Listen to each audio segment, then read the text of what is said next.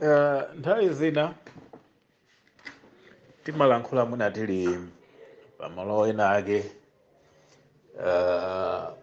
penanso mwina ndi mmene nkhani yabwerera, koma kulankhula chilungamo ife anthu akuda pa nkhani ya mapemphero ikuoneka kuti tikupulikira kwambiri kuposanso azenzathu azungu amene anayamba kupembedza. Anthu akuda tikupulikira kwambiri pa nkhani ya mapemphero kapena kapembedzedwe kuposa azungu amene anayambitsa nkhani ya mapempherowa. Sitingakane kuti azungu ndi amene anayambitsa nkhani ya mapempherowa. Matchalichi onse amene tizipanga lero wakati panga fomu tchalichi chanji, whatever a form we gonna make it, koma system ya mapemphero ndi mipingo zinabwera ndi azungu. Angatokhala ndi azungu ndi ma Indians, angatokhala ndi azungu ndi ma Arabs, angatokhala azungu ndi ma Americans, angatokhala azungu kuti ndi ma Europeans, koma ndi azungu. Potengera kuti atumiki onse amene timawawerenga m'Bible, mu Qur'ani, timawamva ndi kuona kuti anali azungu, ma background awo achizungu. Tikaona ngakhala azibale awo amene anatsala ku dziko kuno ndi achizungu. Mayiko amene ankayenda koma ankanalalikira amaoneka kuti mayiko ambiri anali achizungu, kupatula kuti mwina kwa Abyssinia, Ethiopia ndi Egypt pang'ono, koma madera ambiri ku Africa kuno atumiki enieniwo sanadzaponde ngati kunadzaponda mwina ophunzira awo. So chinthu choyamba tayenera kuyang'ana fundamental imeneyi kuti chizungu ndi chimene chinatibweretsera zipembedzo. Koma tikaona azungu sakumapembedza mopulikira ngati mmene ife anthu akuda timapulikirira. Azungu mukabwera in the city of Johannesburg, mubwere Cape Town, pitani Port Elizabeth, pitani Cape Town, bwerani ku Durban, mupeza kuti the whole Durban kapena the whole Johannesburg mungathe kuwerenga matchalichi amene azungu ankapembedzera. Mungathe kupeza kuti pali tchalichi apo zimene azungu ankapembedzera, onse ankapembedza malo amenewo. Machechi anali machurches. Ngakhale ku Malawi muyang'ane m'mizinda mwanumo, pitani pa Balaka mukachiona tchalichi cha Roma, mupite ku Lilongwe mukafike pa Maula Parish mukaona kuti apa ndi pamene amapempherera azungu. Mukafika mtawuni muja mupeza pali mzikiti wa pa maroboti, mudziwanso kuti palibenso nkhani ina, mzikiti wa pa maroboti ndi umene umadziwika kuti ndi mzikiti. Lero lino azungu abwera ku Africa ndi ma missionaries. Anthu ena kuti mwaonetsetse seriousness mwa iwowo, osakhala kuti tingouzana pakamwa, koma kwaona kuti akuti awawa abwera kudzafalitsa chipembedzo. Iwe ndi kwaona seriousness ya zimene akupanga zofanana ndi chipembedzo kuti zufuna ufumu wakumwamba, inu mungathe kukayika. Ndingoyambira ndi Asilamu. Chisilamu mupite maboma a Nkhotakota, Salima, Mangochi, Zomba, Balaka, Machinga. Ndingokupatsani kayi chitsanzo cha maboma amenewa. Mupeza kuti msewu umodzi on every 100 meters pali mzikiti. Listen to me very carefully. Ndikupatsani chitsanzo cha kusenga bejifa ndi dera la kwathu komanso ndimene ndakhala kwambiri. Mukayambire pasenga bepa trading mudzikapita mtawuni pasalima paboma. Mukayang'ane mphepete mwa msewu, musakapite mizikiti imene ili kuseri kwa midzi, koma mukangoyang'ana mphepete mwa msewu kuti pali mizikiti ingati kuchoka pa Senga Bay pa trading kukafika pa Salima pa Kamuzu Road. Mizikiti imene mukayione mphepete mwa msewu. If you can see this, ichi chisichitukuko uku kusikuti thandiza kuti tikalowe ufumu wakumwamba. Ufumu wakumwamba sizikalowa zitsiru. Ufumu wakumwamba sakalowa anthu opanda pake. Atumiki onse a Mulungu atabwera powatumikira anthu a Mulungu amapatsa maphunziro. Maphunziro ndiye kuti amudziwe Mulungu wawo weniweni mmodzi oyenera kumpembedza ndipo pompembedza asamphatikize ndi chilichonse. This was education. atumiki they came with education.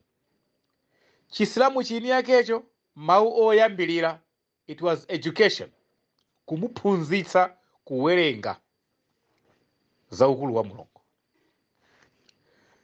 There is no way mungangobwera anthu kudzawunjikira tchalichi, kudzawunjikira mzikiti, anthu amene alibe maphunziro ena aliwonse oti angasamale bwanji sabata, angasamale bwanji mapemphero, angapembedze bwanji. Ndi chiyani chimene chingapangitse kuti nthawi imene afika m'mapemphero mitima yawo adzimva kuti panopo ndili m'mapemphero ndipo ndilankhula ndi Mulungu. Izi ndi chifukwa chake anthu tili ndi mizikiti yambiri ndi matchalichi ambiri opembedza akuti ngati akuchuluka, koma anthuwo makhalidwe ndi characters aupembedzi alibe. Ndi chifukwa chona kuti tili busy providing them with the churches but not with education. Iyi ndi mistake yayikulu anthu tikuona ngati zili bwino. Tikapita mbali ya Chikhristu, aliyense akukangalika funa yambetsa mpingo. Powaona anthu kuti ali so desperate ndi mmene dziko likuyendera kucha kwa lero, we are wasting their time pomwe adzipemphera, Mulungu awachitira chozizwitsa. To the extent of each and most of Christians, Pentecostals today, chikhulupiriro chawo chonse chakhazikika pa miracles. Matchalichi asiya kulalikira zomwe ankalalikira Yesu, zakuti anthu asiye zotanganidwa ndi moyo wa dziko lapansi akonzekere za ufumu wakumwamba. Matchalichi onse amene akuyambitsidwa zomwe akunena ndi zowalimbikitsa anthu kuti Mulungu awapangira perform a miracle. Anthu akupembedza matchalichi ambiri a Chikhristu kucha kwa lero chifukwa choti akuyembekeza kupeza dipo mukupembedza kwawoko pa dziko lapansi pomwe pano. It's either akupembedza kufuna kupeza banja, akupembedza kufuna kupeza ntchito, akupembedza chifukwa business sikuyenda bwino, akupembedza chifukwa adwala nthenda yakuthupi, akupembedza chifukwa choti mwamwe akafuna ndalama, akupembedza pachina chake material benefit za dziko lapansi. So when you are to look into mapembedzedwe amene gwero lake ndi kufuna kupeza mtendere wa dziko lapansi, zimenezo kwa Mulungu kulibe malipiro. So ilili ndi vuto limene lili ndi ife ma Africans achikuda makamaka ife Amalawi kupembedza mopulikira. Endi tikakhala m'mizikiti ndi matchalichi amenewo tikumadzitenga ngati ife ndi anthu ozindikira kupembedza kwambiri kuposa anthu amene anayambitsa matchalichi ndi mizikiti. Chifukwa chani? Azinzathu amene anabweretsa system yakapembedzedweyi ndi amene anatibweretsera ziphunzitso za mipingo yathuyi, kulibe kumene akutseka warehouse ndi kuyisandutsa tchalichi kapena mzikiti. Palibe kumene akutseka factory ndi kuyisandutsa kukhala holo yopempherera kapena mzikiti kapena kutsekulamo madrasa posakhala kuisiya kuti ikhale factory anthu adzigwiramo ntchito. Ife tikupanga rent warehouse, tikupanga rent factory ndi kutseka ntchito za fakitale ndi kumapemphererapo mmenemo kumapempha ntchito kwa Mulungu. Kutseka fakitale ndi kuyisandutsa tchalichi, mtchalichimo ndi kumapempha ntchito kwa Mulungu. Tikuti ife odziwa kupembedza kwambiri.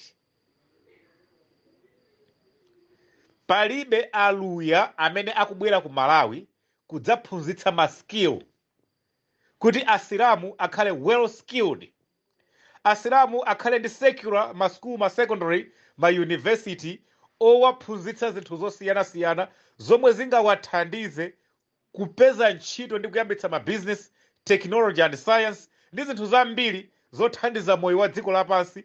Ndi cholinga choti akamapembedza Mulungu asamakhale ngati akumwimba mulandu. Chifukwa when we are poor, tikakhala osauka, tikamapembedza Mulungu timakhala ngati kumuzenga mulandu. More especially zikamapanda kupezeka mwa msanga zomwe tikuzifuna tikamapembedzazo, timakhala ngati kumuzenga mulandu. This is why ambiri mwa ife sitimakhala opembedza tili achinyamata, ndi kumakalamba tikupembedza ndi kudzamwalira tikupembedza. Timadzatopera mnjira ndi kusiya kupembedza kuja chifukwa chona kuti kupembedza kwathuko chitsimikizo chathu chakupembedzako it was a material thing. ndipo pa nthawi imene sitinapange benefit that material, nthawi imene sitinapange accumulate, nthawi imene sitinapeze kukolola zimene tinkazifuna through mapemphero aja becomes boring, amabowa, and sitimafunanso kumva, and tikhoza kukhala kuti pakamwa pathupo pakhoza kutuluka mawu oti nkuntulutsa munthu wina mchipembedzo, chifukwa kuti ineyo ndingathe kukhala ngati ndili ndi testimony yoti ndingathe kumuwuza munthu kuti achimwene zopemphera mungochedwa, zopempherazi mungochedwa.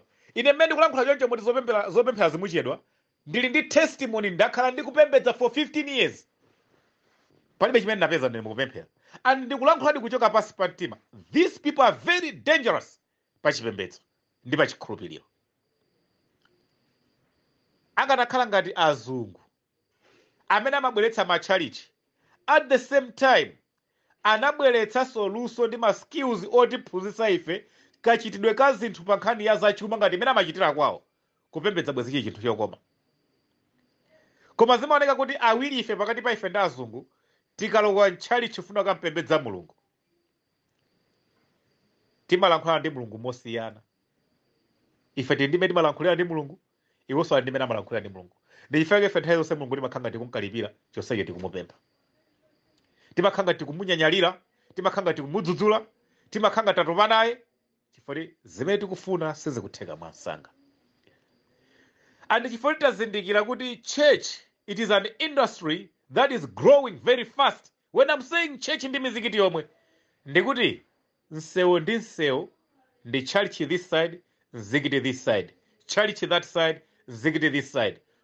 Kutseka shopu chinali chihosera, anachitsekula anachipanga mzikiti, chinali chihosera anachipanga chichalichi, inali holo, kunasiya kukhala ma activities othandiza panopo ndi kuchalichi. Machalichi imene muzimene tikupempha ndi zimene tinatsekazo. Each and every school kucha kwa lero Sunday pali mpingo umene umapanga rent hall kapena kuti nayo class imene amapangapo za chalichi. Each and every corner kucha kwa lero anthu afuna pangapo mzikiti. But if you go there ndikukapeza anthu mmene akupembedzera akita kuoneka kuti akusowa china chake. Izi ndikupembedza kwa umbuli kumene kwafika Malawi komanso mu Africa. Kotero mungathe kuona kuti pakati pa ife ma Africans komanso makamaka ku Malawi, instead of growing in industry, we are growing in churches and mizikiti. Opposite. Instead of growing in industry, we are growing in churches and mizikiti. And tikuona ngati zinthu zikuyenda bwino. Izi ndi chifukwa chake tili ndi ugongoni ndi umbuli oti ngakhale climate change sitikuidziwa. Timangomva kamba za climate change. What is climate change? We don't know. We don't pay attention to climate change. We don't pay attention to overpopulation. We don't pay attention the world global warming. We don't siti kuzidziwa ndipo sitimazilondola. Ndi chifukwa zikamalankhulidwa nthawi zonse timadzidzimuka mona ngati kuti mwamaka akulankhulaja akulankhula zinthu zake zachilendo kwambiri. Koma global warming mukawerenga Bible mukayipeza. Global warming mukawerenga Quran mukayipeza. Tilibe nthawi yolenga zinthu zimenezo. Bible ndi Quran pali mbali zina zimene zikumachita dzimbiri anthu satsekula ndi kuwerenga. Amangobwereza mangolenga malo amodzimodzi as if kuti wina akanapanga restrict kuti m'Bible mudzingo werenga apofika apa kwina kumusamawerenge. Tsiku lodzamva ndime zina m'Bible mukudzidzimuka kapena kudana ndi amene akuwerenga. Tsiku lina lodzamva ndime zina zimene zili mu Quran kudzidzimuka kudana ndi amene akuwerenga, kuyiwala kuti mbuli ndiwe ndi amene ndifuno bukhuli umadzikira malire owerenga ndipo sira. Zikhalidwe zathu zikuononga dziko lapansi. Tione m'misika mmene tikupangira katayidwe kathu kazinyalala kakubweretsa ngozi, kadudwe kathu kamitengo kakubweretsa ngozi, malimidwe athu akubweretsa ngozi, zochitika zathu zikubweretsa ngozi. Zonsezi zikuonjezera global warming. Kena kumvula zikuyamba kugwa mvula zosakhala bwino. In the end tidzipemphera kwa mulungu. Olizana kuti kwa mulungu tikupempha chani sitikudziwa. Chifukwa paonongeka pa nthaka ndi pamadzi chifukwa cha zimene achita manja ake a munthu. Zochita za manja a munthu ndi zimene zaononga pa nthaka ndi pamadzi. Mulungu akutikana, Mulungu sadzasintha nyengo ya anthu pokhapokha anthu wazeni akatasintha. And we think we know how to praise. We think we know how to worship. Yet we are not. And mukapeza munthu ngati Oswald Chimwene akulankhula chimamba kuna kuti ndi wa satanic. I'm not a satanism. Ndimamudziwa Mulungu ndipo ndimapembedza Mulungu mmodzi wa moyo. Koma ine sindimafuna kupembedza mwa umbuli kapena mwa ugongoni. Kapena mumango utsatira chifukwa kuti zinthu zakupanga ndi anthu ambiri. Mulungu salankhula ndi zitsiru.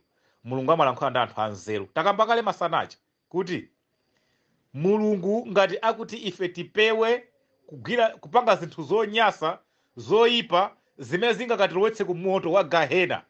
Ndiye kuti Mulungu yakulankhula ndi anthu anzeru chifukwa kupewa sichimapewa chitsiru. Kupewa samapewa munthu wopanda nzeru. Kupewa samapewa munthu wopenga. Munthu wopenga ngapewe. Munthu amene akukwanitsa kuzindikira kuti ichi ndi choyipa, ichi ndi chabwino. Izi ndikapanga zindipititsa m'mavuto, izi ndikapanga zindipatsa mtendere. Munthu amene amakwanitsa kuganiza choncho ndi munthu wanzeru. Meaning to say, Mulungu mmene akuwauza anthu kuti dzitetezeni ku ng'anjo ya Gahena, akulankhula ndi anthu anzeru. For that task singaperekedwe kwa chitsiru. That task singaperekedwe kwa munthu wamisala. That task singaperekedwe kwa munthu wopanda nzeru. So that is something that we have to know. Ngati ife tilibe nzeru ndiye kuti Mulungu sakulankhula ndife. Ngati ife ndife openga ndiye kuti Mulungu sakulankhula ndife. Ife Mulungu sakulankhula ndi anthu openga. Lero lino mukaona ngozi zambiri zimene zikukhudza dziko lapansi, mupeza kuti ndi ngozi zomwe anthu ofufuza za ngozi, ma research osiyanasiyana tikayang'ana, zikuoneka kuti 95% ya ngozi zimene zikuchitika ndi zopeweka. 95% ya ngozi zomwe zikuchitika kandi za moto, ngozi kandi za pansewu, ngozi kandi nkhondo, ngozi kandi za madzi, ngozi kandi you can name it. 95% ya ngozizo zikuoneka kuti zinali ndi kuthekera kozipewa zisanachitike. Koma anthu amasankha to ignore that, kupanga ignore dala, kumatha kuona kuti apa there's a risk, there is a hazard. Anthu amapanga ignore ma risks ndi ma hazards, ndipo zimapanga cause ma incidents amene amazakhala ma accidents. Pachifukwa chimenechi zikachitika, ife timakhala ndi nthawi yochepa yopanga assess kapena panga investigate zomwe zikumayambitsa ngozi pakati pathu pafupi ngozi za mtundu umene zikuchitikawo. Zotsatira zake timatenga madandaulo athu kukasitula pa boma. Zotsatira zake timakagona m'matchalichi ndi m'mizikiti kumati tipemphere kwa Mulungu atichotsere izi. Wamanga nyumba mu mtsinje, kubwera madzi kuyikokolola, iwe upita ku tchalichi makapemphera, kumapita ku mzikiti makapemphera. Ukatuluka ku mzikitiko mvula ikatha, kumanganso nyumba pompo panakokoloka inapo. Ukachoka ku tchalichiko kopempherako mvula ikatha, ukutenganso nyumba ukamanganso pompo pa mtsinje panakokoloka inapo. Nde chaka ndi chaka tidzipemphera Mulungu adzititeteza ku zimenezi, chaka ndi chaka tidzipemphera Mulungu atichotsere zimenezi.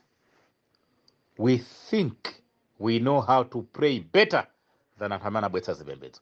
Azungu amene anabwetsa zipembedzo mukaonetsetsa akafuna kumanga zinthu zawo, amamanga mamangidwanji. Si vuto loti lili mwa anthu osauka okha.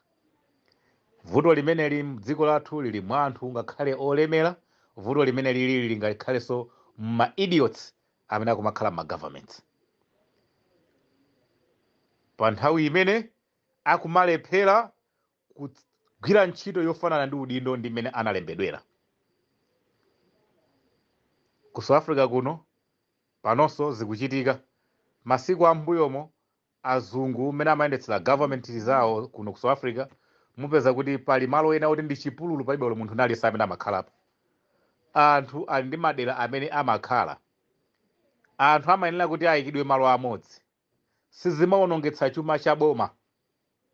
Mukayika anthu malo amodzi, mmakwanitsa boma kuwapatsa anthu aja police station, mmakwanitsa kuwapatsa chipatala, mmakwanitsa kuwapatsa skulu, mudzakwanitsa kuwapatsa ground, mudzakwanitsa kuwapatsa community hall, mudzakwanitsa kuwapatsa msewu wopita malo amenewo, mudzakwanitsa kuwapatsa zitukuko zimene zimafuna kuti anthu azipeze pamenepopo. Ulendo wina 2017 nabwera ku Malawi, nayenda ndinafika pa Sheep Valley, nalowa mchire nkhalango muja kuyamba kulowera ngati ndikupita ku Chilipa. Before Chilipayo, mkatikati mwa nkhalango zimenezo, umapeza kuti on every 100 meters pali nyumba imodzi, on 300 meters pali nyumba, 600 meters pali nyumba. Iwende umadzifunsa anthu kuti kukhala kumene kukwakhala anthu awa nkhalangomu, oloboma litakhala ndi chidwi chofuna kukapatsa skulu, angayike mbaliti. Aliyense nkhalangomo akungomanga pamene akupaganiza kuti apa ndikhozomanga uku ndidzilima, apa ndimanga uku ndidzilima, akubereka ana mmenemo, ana akula osaphunzira. Oloboma litakhala ndi plan ndi program yofuna kuthetsa umbuli mdziko, makhalidwe amene makhala ku Malawi woti anthu ena angokhala m'minda, ena akhala m'mapiri, ena anapita ku nyanja ndi cholinga kuti adzikasodza nsomba, anakayambitsa mudzi konko, anatengera mabanja awo konko. How do we expect that our governments will bring schools there, will bring hospitals there, or clinics there, kukhale msewu kumeneko, kukhale community ground, kukhale community hall, kubwere magetsi, kukhale access of communication, mmene timakhalira ku Malawi? How do we expect our government to have those things?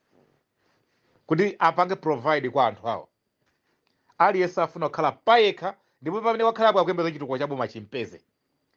When government akakhala ndi tizinthu tochepa toti apange distribute kwa anthu, it is costing 70% to distribute 30%. Anthu amene akhala mchiraja tapititsire material ovotera, anthu amene akhala m'minda aja tapititsire kumene kuja makuponi, anthu amene akhala mchiraja tapezere depot yoti adzikagulira fertilizer, anthu amene ndiye boma tukuta kamukamu kwaganiza anthu amene akhala aliyense payekha kuti kodi chitukuko cha boma chikafikira bwanji. If you don't give them, they will stand and swear that government and that president. Forgetting kuti if Malawi are irresponsible, sitifuna kukhala responsible. And our government officials, the idiots, most of them. Chifukwa izizi amayenda mmene muja ndi kumaona mavuto amenewa, kandi no alangiza za umoyo, kandi no alangiza za ulimi, kandi no asensasi, kandi no achani. Anthu amene aja mukamayenda mmawapeza mchire muja, mmapeza akhala mmene muja, nyumba zawo zija mmalemba manambala, ndi kumatolera chiwerengero, ndi kumapita nacho kuboma. Yet sipamafuna kubwere idea yona kuti the way mmene Malawi tikukhalira Malawi muno, chitukuko chikhoza kukhala chovuta kuti aliyense chimfikire. Those idiots will go there, spend our revenue there, kukaononga ndalama zaboma za misonkho mene kuja, ndi kubwerera, koma akabwerera kuma office kuma seminar kwawo, not even contributing any idea of kusintha system ya mmene Malawi tikudzipangira allocate toka midzi, mchire, nkhalango ndi madzi mmene tikukhala time to time. Mpaka na midzija mmene muja ikumakula, ikakula midzija, kenako ikumakhalanso makosti aboma. Pamwe pabona kuti boma mmene limalephera kukapititsira chitukuko, ikumadzakhala kosti ya boma, miyoyo yawo yakayamba kukhala pa chiopsezo. But I'm telling you, pali anthu ena akamene anapita ku college, ali ndi ma certificates, those idiots are working for the government, ndipo mmalo mmene momwe akhala akudutsa nthawi ndi nthawi. But they will never report to the government kuti izi zinthu zimene zikuchitika. On top of that, we got other idiots who are politicians. Anthu amene amatha kulankhula through parliament, anthu amene amatha kulankhula through council. Nthawi ya kampeni mmene monsemu amadutsamo, the only thing that they'll come to you and promise you is zakhala fertilizer ndi mbewu zochipa mtengo. This is how stupid we are. Koma kuti akhale ndi nzeru ina yowonjezera kuti kodi mmene tikumayendera, ngakhale ifeyo ma MP, ma councilor ndi ma president, tikafuna kupanga kampeni kuti tafikire anthu awa, tapange kampeni adzati votere. Can't you find it hard? madera ena president kumaderedwa ndi matutulu zomwe zili zosayenera pa chitetezo cha president, zomwe zili zosayenera pa chitetezo cha nduna ya boma, zosayenera kwa phungu wa nyumba ya malamulo, zosayenera kwa kansala kapena DC, kumapezeka madera ena mpaka na mdima. Koma chifukwa choti anayesetsa kuyenda movutikira kuti anthu akapeze kumeneko, koma limenelo samalipanga right down kuti likhoza kukhala vuto lofunika kulisintha kadzalo wa mboma, kuti anthu awo akanakhanga kuti akukhala m'mademarcated areas monena kuti ungathe kukwanitsa iwe ngati mtsogoleri kwapitira mu nthawi yochepa onse ndikwaona malo amodzi, sizingatheke. Aliyense wina ali kuseri kwa phiri, wina ali mphepete mwa nyanja, wina ali pakati pa mtsinje, wina ali nkhalango,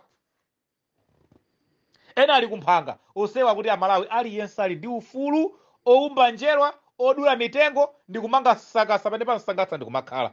At the same time akuti he is a citizen and akuyembekeza kuti kuphanga kumene akukhalako boma limumangireko skulu, akuyembekeza kuti pakati pa nyanja pamene akukhalapo boma lidzampatse chipatala, akuyembekeza kuti mkatikati mwa nkhalango mmene alimo mukhale msewu, kukhala dimake. Mavuto ambiri amene dziko la Malawi likukumana nawo lero lino ndi chifukwa cha ugongoni ndi kupulikira pomadzinamiza tokha kuti ife timazidikira kupemphera kuposa azungu amene atibwetsera machechi. Ndi chifukwa cha mavuto ena onse amene amatipeza mdziko ngati dziko la Malawi, we refer it tiye tidzipempherani. Koma tikapeza kuti ma Arabs ngakhale amavala ngati Islamu chonchija, nduwira kumutu kuchani, avala mkhanjo, mukamva zoti he is an engineer. He is an engineer. Mubwere ku Malawi mukazampeza shehe wa choncho to be an engineer ndi mwayi. Ushehe wakwanira kukhala career pamene pali mavuto.